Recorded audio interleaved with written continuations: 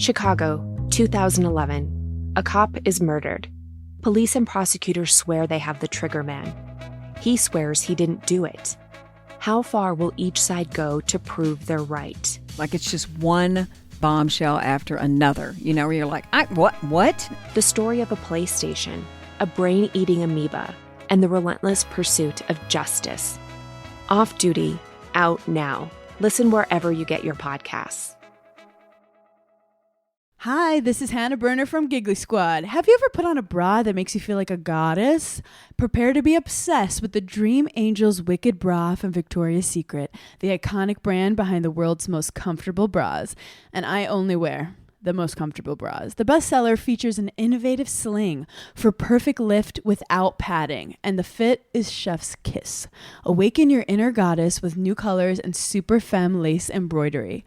Find out why this bra has thousands of 5-star reviews and counting. Shop it in stores and online at victoriasecret.com. Howdy, howdy, ho, and welcome to Fantasy Fan Fellas. I'm Hayden, producer of the Fantasy Fangirls podcast and your resident lover of all things Sanderson. And I'm Steven, your bookish internet goofball, but you can call me the Smash Daddy. And we are currently deep diving Brandon Sanderson's fantasy epic, Mistborn. But here's the catch. Steven here has not read Mistborn before. That's right, hey. So each week, you'll get my unfiltered, raw reactions to every single chapter. And along the way, we'll do character deep dives, magic explainers, and Steven will even try to guess what's next. Spoiler alert, he'll be wrong. Newsflash, I'm never wrong. Episodes come out every Wednesday, and you can find Fantasy Fan Fellas wherever you get your podcasts.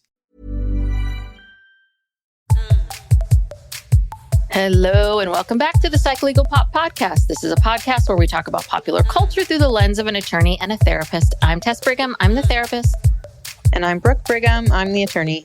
And we are back today with our coverage of Sister Wives. This is season 20, episode 14, You Are Toxic to Me. And I just want to start out by saying Meri and Meri's therapist. You guys have done a lot of work together because Jen, I'll give an applause to Jen. Right. Meri, I have to say, she handled herself the best that she could under the circumstances. She was very open and direct, but guarded and, not like we're not best friends here. And really came in with I want to know what it is. And she clocked it very soon and she tried. And then finally she's like, okay, I'm not going to change him. And so fine, right. You need to do this. Great. Good for you. And it's I'm sure she walked away and was like, that man learned. And she said it. He learned nothing. He's no different. He's no better. But Meri, I got to give you, you were the star of this episode. I have to say the one thing, kudos to Meri. Yeah. The one thing I was disappointed about, and I don't want to be superficial, was the outfit. Okay, Meri, that shirt, the shirt and the jeans are not very flattering. Now, you need to look casual, like you don't really care, but you need to look your best casual. Do you know what I mean? That's an element of all of this. If you're going to see an ex, you have to be looking, I'm sorry, I'm very petty. You have to be looking your best. Do you know what I mean? I would have gotten, I don't know if I would have gotten a blowout, but I might have gotten a blowout. I might have gotten, maybe I would have put on a shirt that was a little more flattering, a little bit sexier. And then maybe jeans, maybe wide leg, maybe straight leg, I'd be, but I mean, she definitely had that unbothered, that unbothered bitch kind of thing where she's like, she stopped at that swig to get one of those drinks. Had a swig. Yeah. She came armed with her drink. And I know that, just for a second about Meri's clothes. It's really, I did see a recent video of her where she was wearing some jeans that were more like barrel jeans. And I'm like, oh, thank God someone is helping her maybe. Because she always wears those tight jeans, which are not in style, nor are they flattering on anyone who's over a size 4. Yeah, 6, you have to be stick straight like a boy. I think, because I'll wear skinny jeans if I wear boots, and I think maybe that you can get away with that. But even that, no, if you have hips at all, which we all do, you have to wear straight leg or wide leg pants, or something that would be so much more flattering. Some jeans like that, and just a simple. It doesn't have to be black, but a simple shirt, maybe V-neck with a little jewelry, blowout. That's all I'm saying. Yeah, her shirts are strange. Like even the shirts that she wears in her confessionals and stuff, she's very odd. And so, someone please, a stylist, someone, hopefully she's gotten hooked up with someone because I think she's starting to change. But anyway, Kody, I believe, wore the same apology blazer for all 3 apologies. He's like, well, it was good luck the first 2 times. I think it worked so well with Janelle that he kept putting it back on, thinking that's what it was. It was like a magic blazer. Right.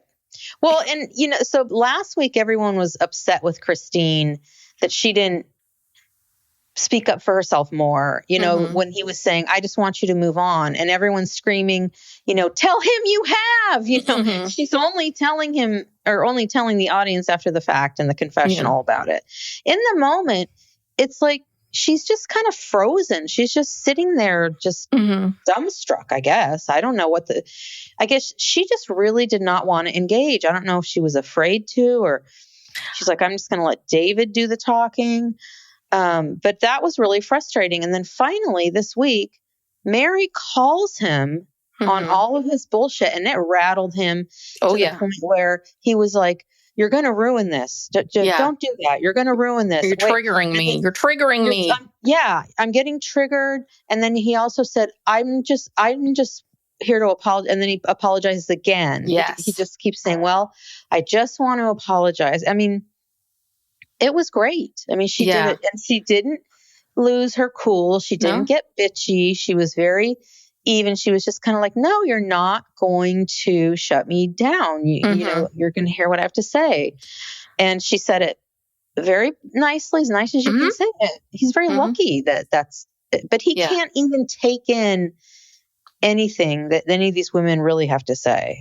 Well, yeah. I mean, my theory with Christine is I think this is just a personality thing. And I think that Christine's someone who's like, I'll write it in a book.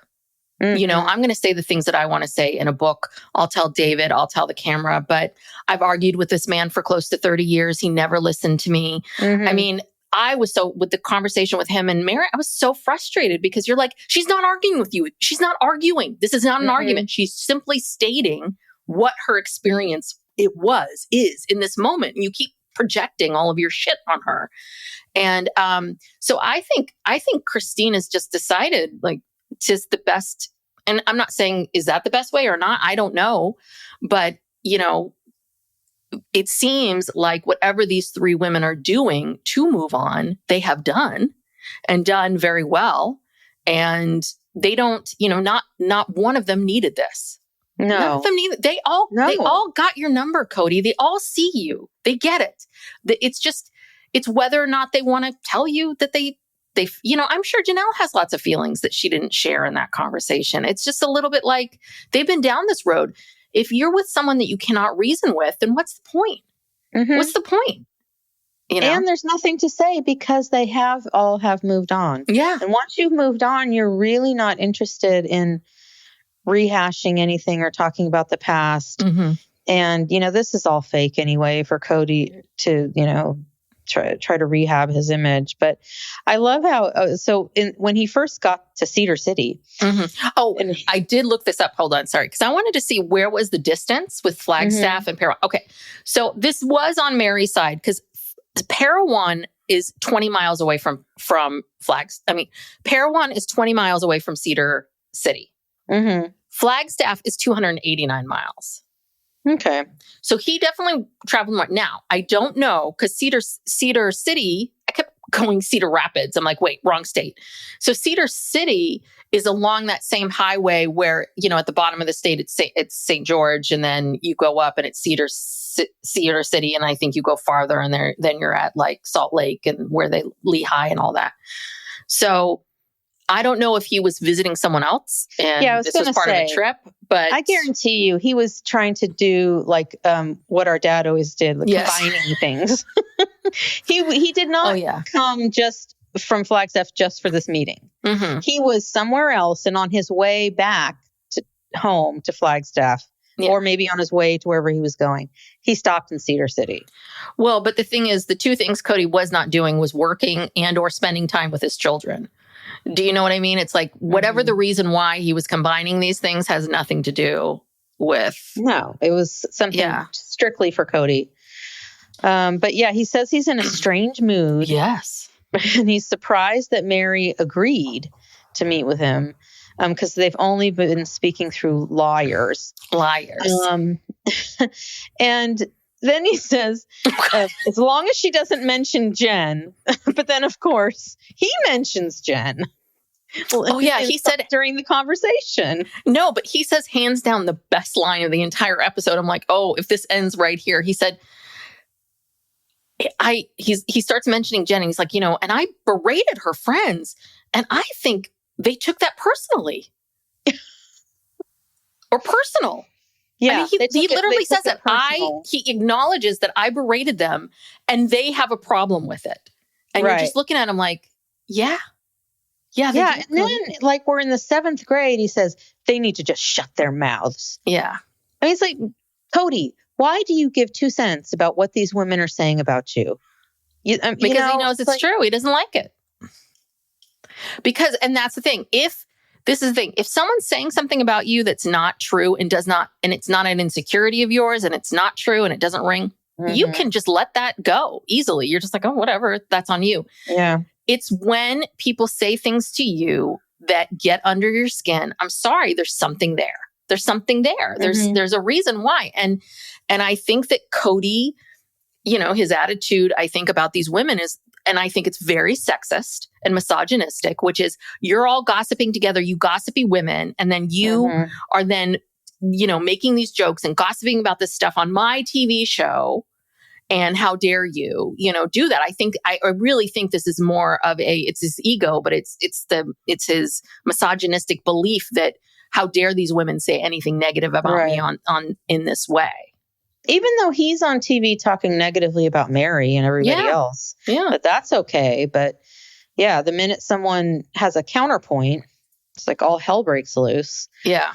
I mean, he's so hypocritical. And like, he's talking about how when he helped Meri move, how, everything was great. Everything was fine, and doesn't understand what happened. And it's like, you don't recall how you wouldn't return Meri's phone calls about Coyote Pass and you were shutting her out and you wouldn't communicate and you were you were not hesitating. You were like stalling, sell the property because you didn't need the money right away. So you're like, I'll sit on it, until I really need it.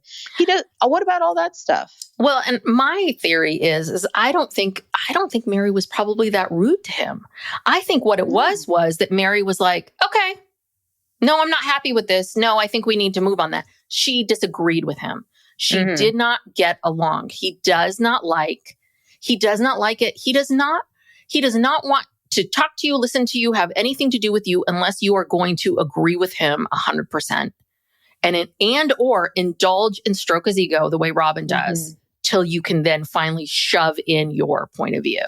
And that's the other part of it too is, the thing is that Robin, you're going to have to spend the rest of your life dealing with this, this kind of person that you kind of created. You're going to have to keep dealing with him and you're going to have to keep talking to him like this. And it's going to get real old because I feel like it's already getting old for you. It's going to get super old. Big time. Yeah. Yeah. But, all right. Well, I'm going to take a break from that for a minute and, go to Greenville. Yeah. They had to get Maddie up and say, your mom needs to talk to somebody. Yeah.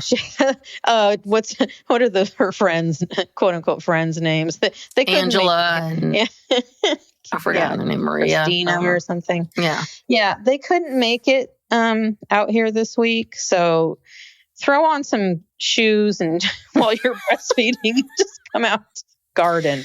And come look at this garden. But yeah, God, Janelle just loves to garden. Oh yeah. Loves to garden.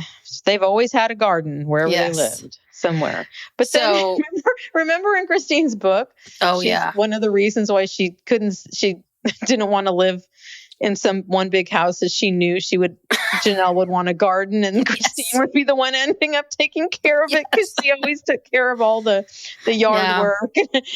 Poor Christine. Yeah. Well, So Janelle has to tell somebody about this spiritual, that she's going back to Flagstaff for a spiritual release. She's going to Salt Lake. Salt Lake. Oh, she is going to. Okay. And Maddie's like, why? Why do you want to do this? And I guess I had clocked this before, but I don't think I've said it. She's calling him Kody. She does not say dad. She says Kody. And, Maddie says what we all believe, which is, I don't want her to go back there. Why do this? And that plural marriage is toxic. And it's all toxic. And why are you, my guess would be, is I think Maddie was really saying, why are you buying into the system that kind of suppressed you and didn't benefit you? And now you're going to go jump through some hoops just to satisfy whatever that is. But obviously, Janelle, of all the women, I always felt like Janelle, second only to Robin, her faith is very strong. She really is. I think, this does mean a lot to her. So. Yeah. Well, she's a convert. So, sometimes converts are the strongest ones. But yeah, Kody doesn't remember if Janelle mentioned a release, but he needs to tell us all, but he's not allowed to ask for one. But I thought he said that he did go to the church leaders and ask for a release. And they're the ones who told him, no, you're not allowed to. Yeah. That's what he said right after this. Do it first. Yeah. Well, and here's the thing. He's like, well, if an ex-wife calls me a coward, that's not true. I went to the church and asked for one. And I'm thinking to myself, I don't think you did. I don't think you did. I really don't. I don't think he I don't think he ever went to that church and asked for a release. Because if he had gone to that church and asked for a release, why were they pushing back on Meri so much? If they already knew that those were his wishes and they said no, and then Meri shows up, wouldn't you be like, oh, okay, we already know what Kody thinks. No, they wanted to call Kody because they didn't know what the situation was. Hello? I don't know. I don't believe that I think that he jokingly once said to someone in leadership, hey, what if I wanted to what if I wanted to get out? Oh, I can't. Haha. I don't think it was serious. That's my 2 cents. I could be wrong. Well, and I think, didn't Melanie say that wasn't true, that men ask for releases all the time? Yeah, maybe. I can't remember. Yeah, I don't think that's, I don't think that's true. I think this is something Kody made up for the camera to make it seem like he's powerless. Yeah, he's powerless. He's just doing his duties. Yeah, I don't know. And then he got stuck with that and he had to run with it. So I don't know. But yeah, you can't rely on anything he says about anything. Yes. So Janelle's nervous about what leadership will say and that they will grant her the release. But as true Janelle fashion, she's kind of barely cares. I'll just, if they don't give me the release, I'll worry about that then. It's like, okay. So let's go back to Cedar City because we have got to dig into this. So they see each other. And of course, she's just kind of standing there and he's like, well, do you want to hug or do you want to shake? And she's just like, I don't know. I don't know why I'm here. What are we doing? Like, it's so weird and awkward. And I don't know. The last time they saw each other, he wouldn't even, acknowledge her presence. And then he claims he tried to make eye contact with her. Whatever. Yeah. But he says, well, how are you doing? What's going on? Is this when she said, well, first she was kind of, this I thought was very therapist-y, that I thought this sentence, which is, I appreciate that you're curious. I'm not in a place to tell you what's going on. And I was like, okay, that's Meri said that? Yeah. Well, first he says, he said something like, how are you? And Meri says, I'm thriving. Yes. How are you? So, and then Kody says, tell me about thriving. I mean, this is the dumbest conversation. Because I think that, and again, she could have told, I think she could have said, well, I'm doing this at the inn and we just did this charity drive or we did this, we did that. I don't think he wants to hear about your dating life. You could have told him, but I just thought it was really interesting. Like, I appreciate that you're curious, but basically what she's saying is that I'm not going to tell you what's going on. I'm not going to make the small talk with you. Right. So tell me what you came here to say. Oh, Lordy. Yeah. And then all of a sudden, Robin pipes in. Oh, I know. With another lie Mhm. about how Kody never talked a lot about his relationships with her until now. Yeah, BS. Like, we read it in the such book. Bullshit. We all know that's not true. He told her everything. Yeah.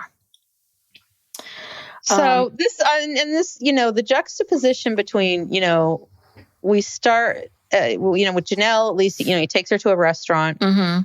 Christine, he takes her to the, a little nicer, resort type place. And Meri gets to sit at a picnic table at a park. Well, maybe they did offer her, like, do you want to have lunch? Do you want to have this? Do you want to have that? And maybe she was just like, she didn't want to get stuck having dinner with him. Yeah, maybe she's like, if this goes bad, I want to be able to get right and go. So yeah, that's probably the better strategy. Yeah, and she said, I'm not going more than 20 miles away from Parowan, so find a place, find a park within a 20-mile radius. This part I thought was very interesting, which is where he kind of gets into this. He starts with his apology and he's like, well, I helped create this world. It's very toxic. And then he goes into the whole Coyote Pass thing. And he's like, because you got all your shares of Coyote Pass, so you should be happy. And then he makes this like people can't see me doing this, but he's like pushing his lips up at like a smile. And that I thought was the most unbelievably condescending, rude. Kody, hello. Women don't want to be told to smile, but there's a little bit of this, little lady, you should be happy. I didn't screw you over with Coyote Pass. I gave you all the shares. Shouldn't you be grateful that I didn't screw you over? It's like, I'm sure Meri was in her head going, no, you did screw me over because I still put in more than I got out. Yeah. Yeah, she didn't. I think that was a settlement. Mm-hmm. Because again, there were lawyers involved, which means that there were settlement negotiations. No, she didn't get everything, Kody. God. No. But she should be so grateful, so grateful. And I thought he was going to bring up that whole Janelle thing again. This alternate theory that he's spouting about Janelle wanting to like do this out from under Meri. It's crazy. Yeah. Well, yeah, and then he just launches into his apology. I apologize, Meri. I apologize, Meri, for everything that has happened. I want you to have a happy and wonderful life. And she says, I do have a very happy and wonderful life, Kody. I'm glad. Oh, God. Yeah, it's bad. And then he starts to say, I'm glad that makes me feel. And then she cuts him off and she says, you don't need to feel anything. Mm-hmm. Like you don't have the right. Like you don't have. Right. You don't have the right. You don't need to feel anything about how I'm doing. Yeah. And then the penultimate, the ultimate thing here. I want you to be able to move on. Meri says, I do. I am. I have. Mm-hmm. And then Kody immediately launches into, well, the way your friends talk about it, it doesn't seem like it. And Meri says, you can stop right there. Yes, you are not going to shut me down anymore. Yeah, well, the Kody says, this isn't a time for us to fight. Meri says, then don't bring up my friends. And then Kody says, it will just ruin this apology. And she says, you're not going to shut me down again. Oh, God. Finally, someone stands up to Kody, but it's sort of anticlimactic, but yeah, all we've got. Well, but so Kody, but that's the thing. The minute she at all disagrees with him, because she did not respond to his apology the way in which he wanted her to, or felt like she should have, he gets mad and he's going to start being nasty. It's like, oh yeah. But we've got to go to Salt Lake City and hear about Christine being the basement wife. So Christine and David, they have this basement that they're trying to put together. They've got full plumbing. They're going to do a full bathroom. It's a guest house. And Christine talks about how she used to be a basement wife, and basement in the plural world meant below another wife. And Christine's like, yeah, I volunteered to be in the basement because I wanted to be a team player. I can't believe that.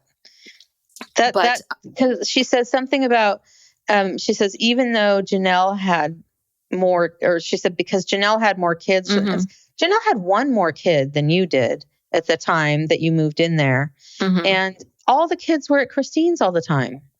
Yeah. So Christine should have had the bigger apartment. Yeah. You know? Yeah. I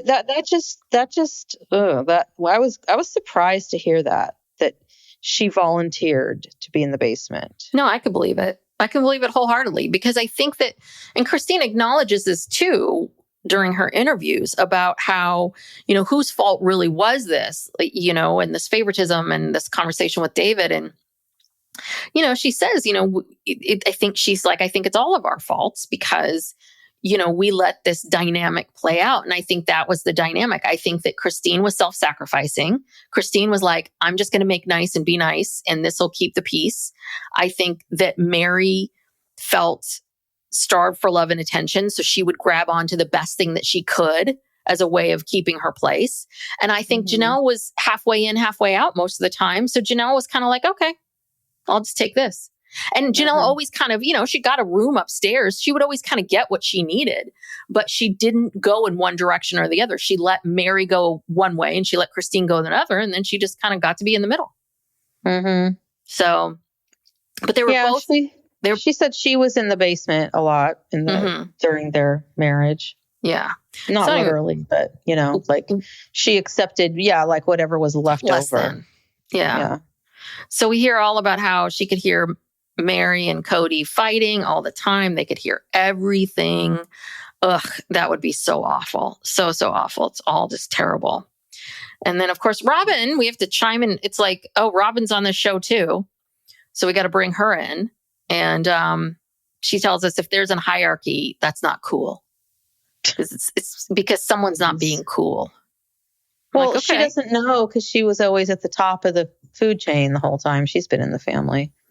Well, it's a little bit like if there's, if there is a hierarchy, it's because someone isn't being cool. It's like, so is that you? Are you not being cool? She's not. She's brushing it off like, well, if there's a hierarchy, well, that's not cool. Like, it's almost like she's hearing this for the first time. She's just, that's how I interpreted it. Not that, like, I don't know, whatever you said. Yeah. I go back and forth on whether or not she believe her bullshit. I don't know. Okay. Let's go back to Cedar City. Let's see. So Meri talks about like, you're not going to silence me anymore. And then Kody to the camera is saying, well, nobody believes, like 2 ex-wives and my current wife, they do not believe that Meri has been silenced. It's like, okay. All right. Well, let them speak for themselves. Yeah. So she's just saying like, my friends are just defending me. That's all they're doing. They're defending me. And then is this where they get into this whole thing about how much do the friends know him or not know him? Were they around him or not around him? I don't know if this is later in the conversation, but there's this big back and forth of like, your friends know you, you don't, blah, blah, blah, blah, blah. Like how much of a right do these friends have to make comments about Kody? Is it this in this section? I don't know. I don't know. The next thing I have written down is that they get into, well, Kody doesn't know what to do, so he apologizes again. Yes. Okay, we're now on like the 4th time. And he says something like, it's so toxic. And Meri says, do you apologize that you were toxic to me? And then Kody just keeps apologizing. He doesn't know what to say. He can't articulate anything because this is not sincere. No, because he kept saying that, nothing but goodwill, nothing but goodwill. And in my notes, I wrote, this is his form of shutting her down. See, that's the thing. He doesn't, I don't know if he understands it or not, but yeah, when you keep saying, well, then I apologize. If you just give someone a blanket apology and they know that you're just giving it to them just to shut them up, that's shutting them down. Yeah. You're like, not. What are you? And she's trying to get into, okay, well, what exactly are you apologizing for? Are you apologizing that, you were toxic to me? And then she gets into after he apologizes again, he says something about, he gets a little more specific and says he apologizes for not being there for her in Las Vegas, not being there for her in a dark time. And she says it was because that all happened because you weren't there. Yeah. Talking about the catfish, I'm assuming. Well, yeah. Well, she does before that. She does say this, which I thought was good. So they're going in circles about these apologies. He's like, I just want to apologize. And she's like, well, I need you to stop using the word apology. Like, cause he kept leaning on that. Mm-hmm. And then he's like, well, this is because it's triggering you. And she just starts laughing. She's like, no, because I don't know what you mean. And so he's immediately, again, she articulates that. She says, no, it just makes your apology less sincere because you can't seem to define what it is. And is this where Kody talks about luggage down a river? We go back to this metaphor many times about their relationship is like luggage that's thrown out and it's going down the river. I don't recall that, but I have no idea what that means. Oh, it was mentioned 3 times about a river and luggage. Yeah. And so then Kody's like, uh-oh. So now he has to make Meri seem like she's a bitch or something wrong with her because he goes, uh-oh, this is moving in the wrong direction. I made a wrong step. So again, this is something else people do. It's the same thing as saying, why are you being so sensitive? You're negating, I made a mistake. I hurt your feelings. That's not good. That's all I got to say. But yeah, and then this is where after the dark time, he mentioned something about like, well, if we were ever to be together, and she makes it very clear that we're never, ever, ever going to get back together. And then Taylor Swift. Yes. And then he's like, well, I don't want something about nostalgia. Like, I don't want this nostalgia to she's just like, no, it's clear. I don't want you. What nostalgia is he talking about? Well, I think he's so delusional. I think that he thinks that Meri still wants him and wants him bad. Mm-hmm. And I think that he's probably there like, I gotta lay down some boundaries with her so she doesn't try to rip my clothes off here. I've got my good blazer on, And so, right, he says, I don't want this nostalgia, but that's you, Kody. You get all nostalgic and emotional and regretful, not her. And because he's failed. And then he mentioned something about how he hasn't been able to live up to the promise to support a wife that wanted to leave.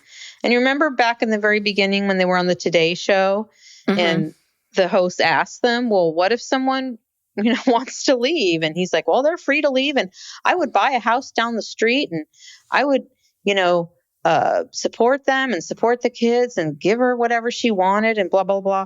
And of course, the minute someone says they want to leave, he flips out. Yeah. He never had any intention of supporting someone who wanted to leave.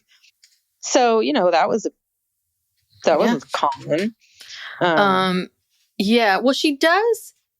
So this is one thing that I thought, again, I was like, this is good for you, Meri, which is she clocks the fact that every time she says something, he goes to that place of this is an argument or you're trying to argue with me.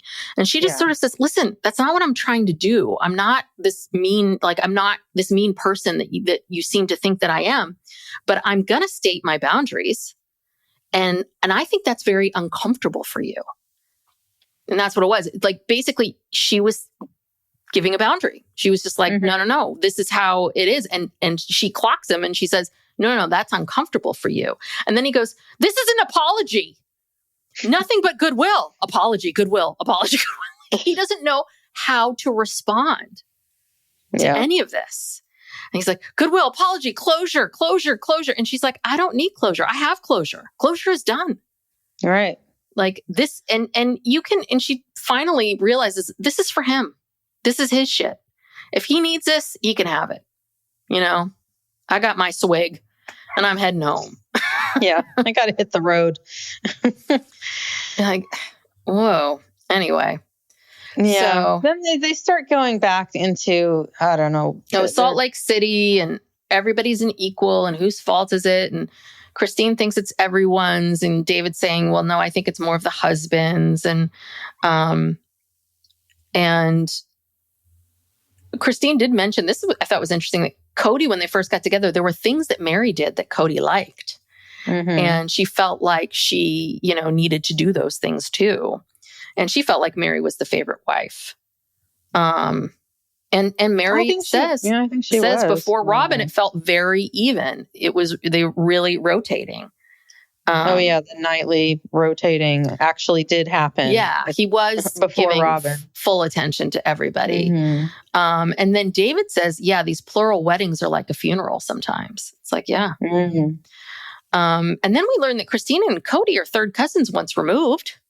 I didn't know that one. Yeah, and Cody's also cousins with Robin's ex-husband. Like not first cousins, but like they're related somehow. And Christine kind of jokes that she was related to everybody, and so she had to marry a convert, which is true. Yeah. And then Kody says yet another misogynistic thing. He's like, I never promoted a pecking order. When they were all in one house and they were picking at each other, I would just leave. I need to go. And I was worried about paying the mortgage. I needed to go and earn a living. And I'm going to let you ladies, you women, peck at each other and then go to church to learn to be charitable. Psych Legal Pop will be back after these messages.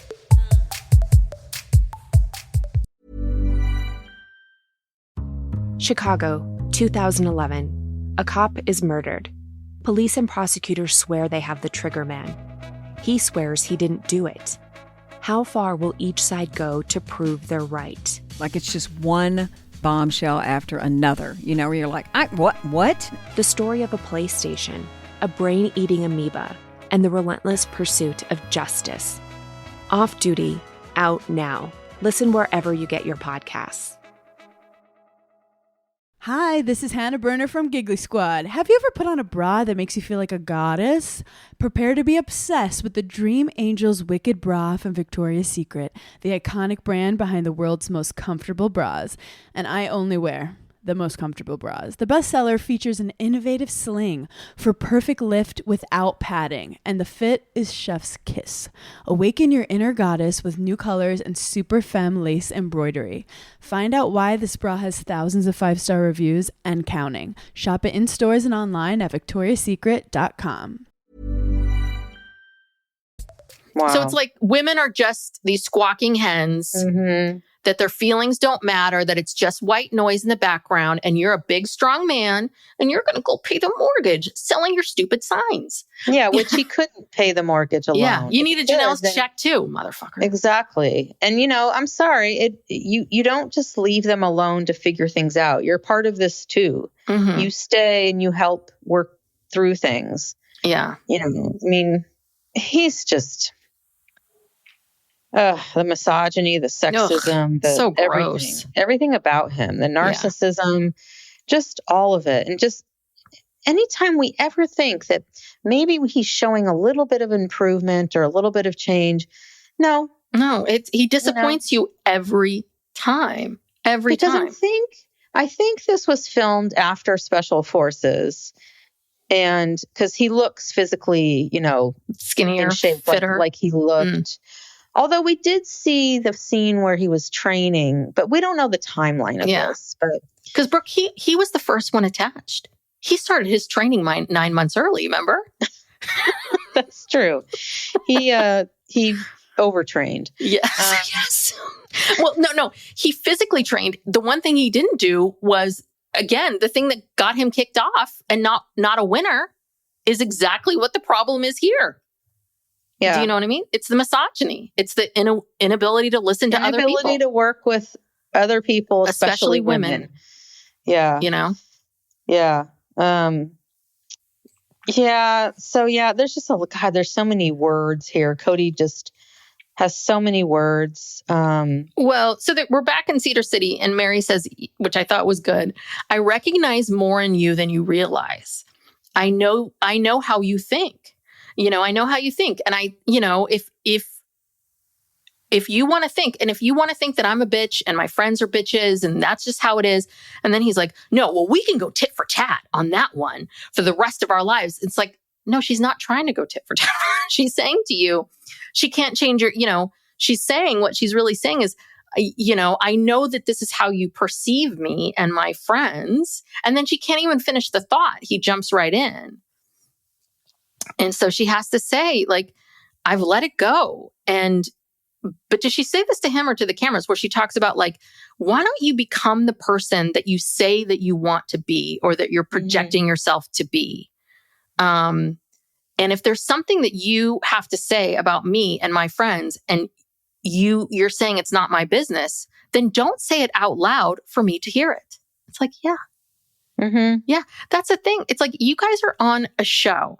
So most likely, yeah, Kody, you would, if most of us don't hear what our spouse's friends say about us when we're not around.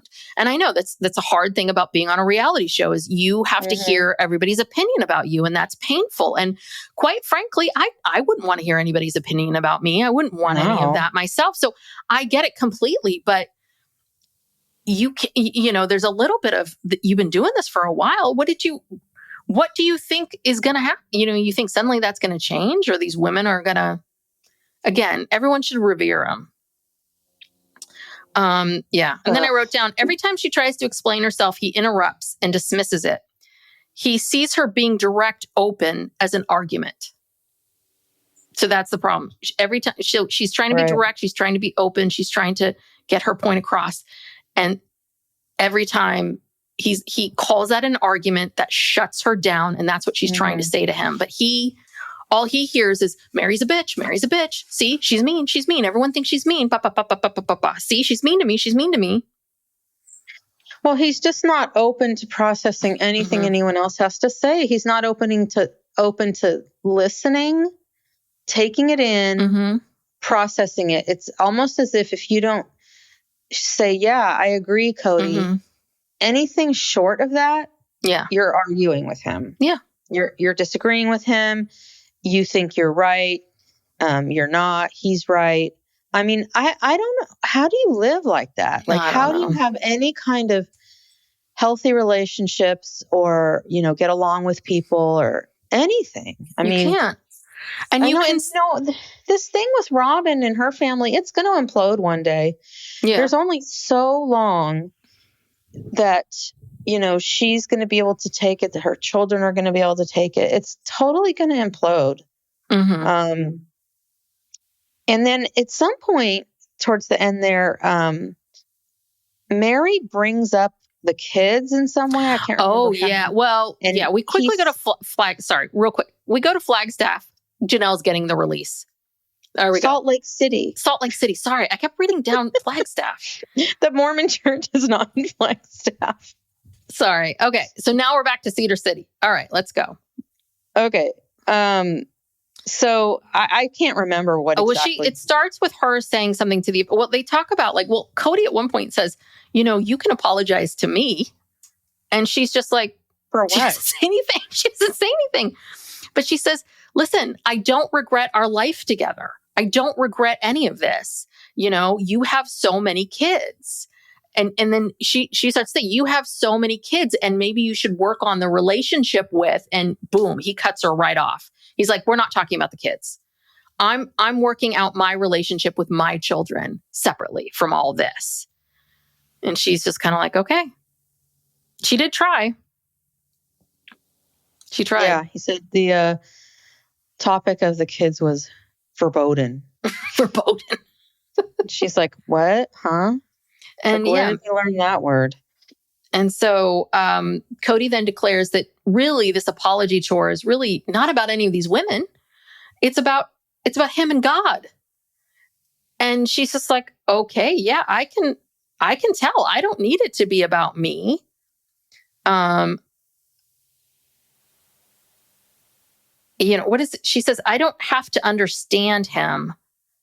I don't have to understand him. I just he just needs to understand me. I don't know. I can't remember what I wrote, but I don't know. It's too many words. Many words. It's enough already. I mean, this was so ridiculous. Yeah. But there was something about luggage down a river, I swear. I have nothing in my notes about luggage, so I don't remember that at all. Sometimes I think we watch two different shows. It's just like you'll pick up on something like them, like what? I always pick up on the things that just register in my brain of being like, oh, that's interesting. You know, like, oh. But she ran circles around him. She really did. Congratulations, Meri. You're worthy. Yeah, he just made a damn fool of himself. He did. And then he says, "Thank you for a wonderful and fascinating life experience we had together." And then he has to run because he has to go pee really bad. And he runs off like a fucking toddler. He's trying to make it to the bathroom on time. Yeah. Like, what is wrong with this man? He's one of the strangest people I've ever seen. Mm-hmm. Yes. Yeah. I really think it's the lack of social interaction and a lack of being out in the world. Mm-hmm. The world that we all live in. Yeah, it's isolation. I mean, he grew up in this very small town, very isolated. He goes off, he does this mission. I don't know what happens on the mission. And then, comes back, it gets into this religion that isolates itself from the rest of society on purpose, very insular, and lives in these small towns and doesn't really travel. He's never worked like in a traditional job. Like he's had these jobs where because he can't work with other people. Can you imagine working in an office with Kody? No, he can't work. No. He has these jobs where he's alone in a car driving around. And he's good at the salesman flim flam, bullshit. Yeah. But he apparently wasn't that good at it because they lived in poverty. And it wasn't just having so many kids. I mean, I think there was more to it than that. I don't think he was bringing in much money into the family at all. They all, every single one of them, has had public assistance, filed for bankruptcy. I mean, just all kinds of stuff. I just don't know how much I know this is apples and oranges, but I just look at my own life. And even if I pared my life down, I think maybe I could afford maybe four kids. But we would really have to pare everything down. Maybe four. Like you'd never go out to eat. You'd never go out to eat. Like my son got everything that was on his goddamn Christmas list. I mean, yes. So if I pared everything down, but there's a part of me that's like, how much do you have to earn to support 18 children? That's a lot.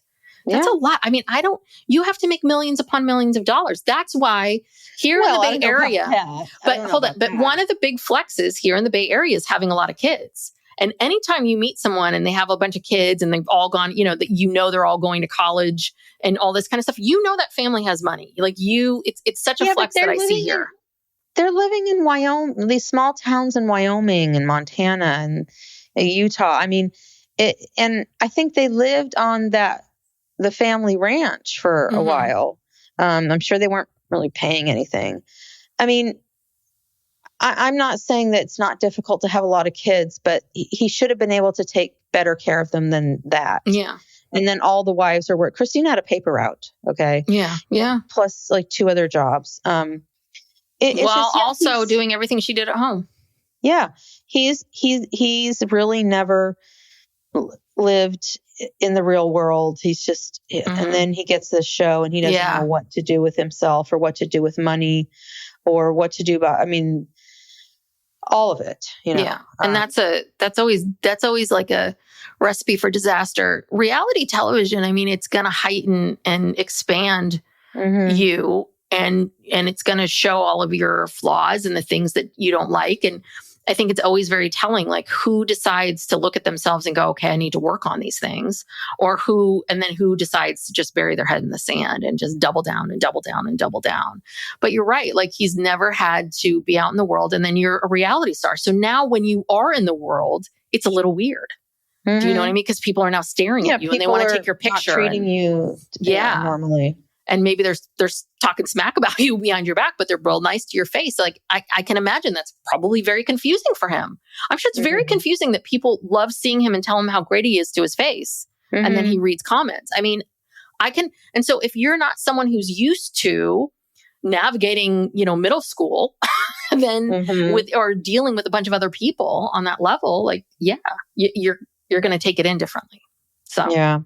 Well, we kind of thought that this was going to be the end of the season, it's but not. No. Because he's got to apologize to Robin now. Oh, God. For what? For what? Because of Okay, how mean he's been during this time. Okay, well, here's the scenes from next week's episode. Ron and Meri. Ron is back, Ooh. and they go on some kind of a date near a river. Okay, Robin and Kody. Cody's talking accountability in some kind of a serious scene. And then I wrote down quads. Someone crashes. Oh, he and Robin get on their quads, and then it looks like Kody crashes. Oh, because Robin crashed last time. Yeah. Again, real smart, you guys. Yeah. If you can't stop driving this so recklessly. Yeah, stop. Stop using these things. You're not having much luck. Yeah. Okay, then Janelle doesn't regret anything, loves her family, whatever that means. Okay, I don't know how much more of this I can take. Woof, boy. All right. Well, Meri, I'm proud of you. I'm proud of all the work you've done. Jen, you're a good friend because you made this possible. I wondered if Jen was in the car hiding in the back going, you got this, set your boundaries, do this, do that, get your swig. There you go. All right, you got it. You know, I wouldn't be surprised if she's crouched down in the back seat somewhere, like, you know, giving Meri signals of what to say. Yeah, or maybe Meri was wearing an earpiece. Yes. And, talking. She was listening in. She's wearing a mic and an earpiece. Yes. Jen could hear what was all right. Well, thank you so much for joining us. The other shows, we have 2 other shows coming out this week. We're doing the best of because we're still in the holiday season. So go check out our best of episodes, especially if you are a new listener. We went far back into time to some of our earlier episodes and some of our favorites. So go check those out. If you want to hear even more from us, then please go check out our Patreon. You get a weekly bonus every week. You get all the shows ad free. And then for our higher tier, we do a monthly true crime. We just did the Reiner family tragedy, and we do an Ask Us Anything. So go check that out. You can follow us on social media. You can subscribe to the podcast, give us a 5-star rating and review. If you haven't already, there's lots of ways to support the show. Thank you so much for being here and listening, and we will talk to you next time. Bye. Bye. Hi, this is Hannah Berner from Giggly Squad. Have you ever put on a bra that makes you feel like a goddess? Prepare to be obsessed with the Dream Angels Wicked Bra from Victoria's Secret, the iconic brand behind the world's most comfortable bras. And I only wear the most comfortable bras. The bestseller features an innovative sling for perfect lift without padding, and the fit is chef's kiss. Awaken your inner goddess with new colors and super femme lace embroidery. Find out why this bra has thousands of 5-star reviews and counting. Shop it in stores and online at victoriassecret.com. Howdy, howdy, ho, and welcome to Fantasy Fan Fellas. I'm Hayden, producer of the Fantasy Fangirls podcast and your resident lover of all things Sanderson. And I'm Steven, your bookish internet goofball, but you can call me the Smash Daddy. And we are currently deep diving Brandon Sanderson's fantasy epic, Mistborn. But here's the catch. Steven here has not read Mistborn before. That's right, hey. So each week, you'll get my unfiltered, raw reactions to every single chapter. And along the way, we'll do character deep dives, magic explainers, and Steven will even try to guess what's next. Spoiler alert, he'll be wrong. Newsflash, I'm never wrong. Episodes come out every Wednesday, and you can find Fantasy Fan Fellas wherever you get your podcasts. Acast powers the world's best podcasts. Here's a show that we recommend. Hi, I'm Pace Case. And I'm Bachelor Clues. We host Game of Roses, the world's best reality TV podcast. We're covering every show in reality TV at the highest level possible. We analyze The Bachelor, Love is Blind, Perfect Match, Vanderpump, and anything else you find yourself watching with wine and popcorn. We break down errors, highlight plays, MVPs, and all the competitive elements that make reality TV a sport. And we interview superstar players like Bachelorette Caitlin Bristow and Big Brother champion Taylor Hale. If you want to know so much about reality TV, you can turn any casual conversation into a PhD-level dissertation. You definitely want to check out Game of Roses. Acast helps creators launch, grow, and monetize their podcasts everywhere. Acast.com.